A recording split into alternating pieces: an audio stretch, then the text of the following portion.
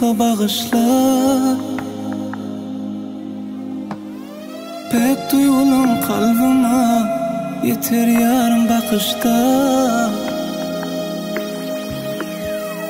Men bu yerde yarım korsoğunda adın bu. Yazda kar yağar kalpta tutuşturun adın bu. Demedim ömrümü geçirmeli yollar bu.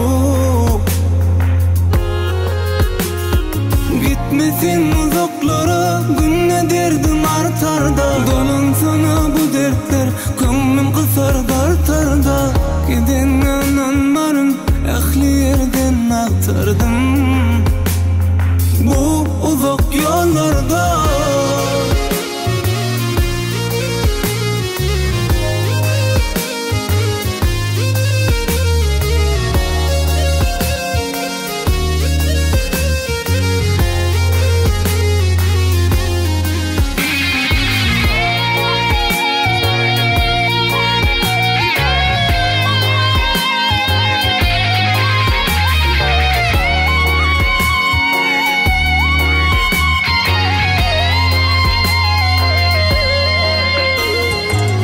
Gideli yine bakar güllerini seymene. Gideli gelse yenim kıssaları koymana. Bu dünya mendesin bağıtlı günle başa atacak değmene. Dünyada bana sana bağlı bolun yarım men.